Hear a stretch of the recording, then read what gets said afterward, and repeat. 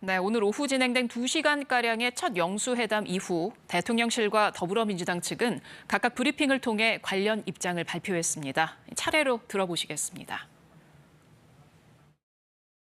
첫째, 대통령과 이 대표는 의료개혁이 필요하고 의대 정원 증원이 불가피하다는 데 인식을 같이 했습니다. 이 대표는 의료개혁은 시급한 과제이며 대통령의 정책 방향이 옳다.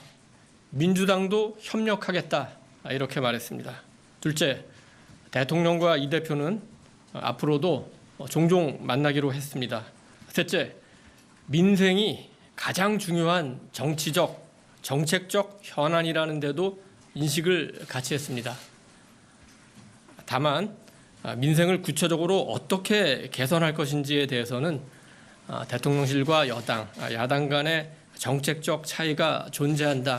생계지원금 관련해서 먼저 말씀드리면은 대통령은 물가, 금리, 재정 상황 등에 미치는 영향을 종합적으로 고려할 때 지금 상황에서는 어려운 분들을 더 효과적으로 지원하는 방향이 바람직하다고 답변을 했습니다.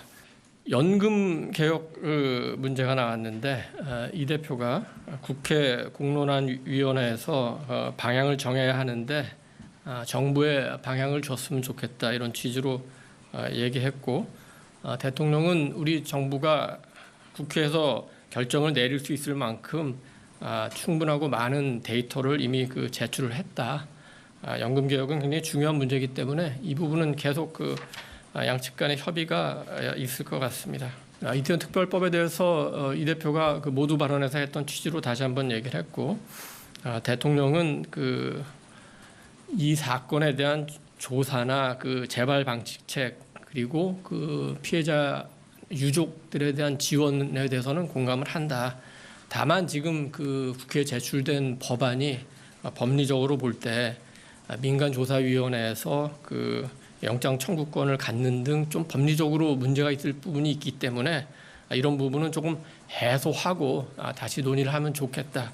그렇게 한다면은 무조건 반대하는 것은 아니다. 이런 취지의 설명을 했습니다.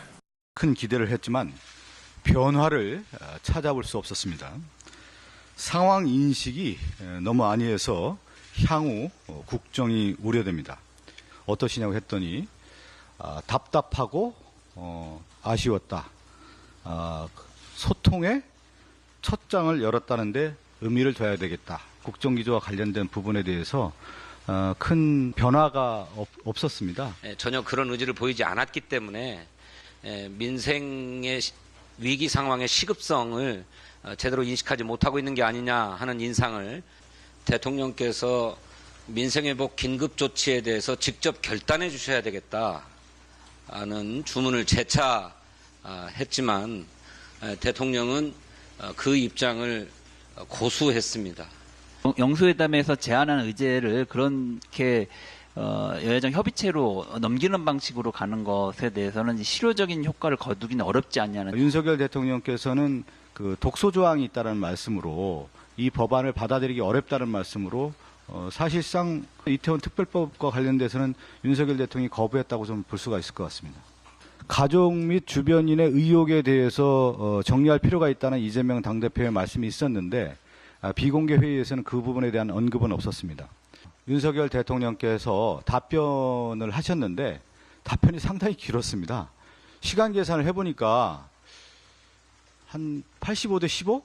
제한된 시간 내에 모든 의제를 다 다뤄서 이야기할 수가 없었던 상황이었다. 저희들이 그동안 얘기했던 건 이 영수회담은 그냥 만남의 자리, 악수하는 자리, 사진 찍는 자리가 아니라 답을 듣는 자리, 실행하는 자리. 만약에 그러면 다음 영수회담이 이어진다고 하면 정말로 실천하고 실행하고 답을 찾는 자리가 돼야 되겠죠. 그럼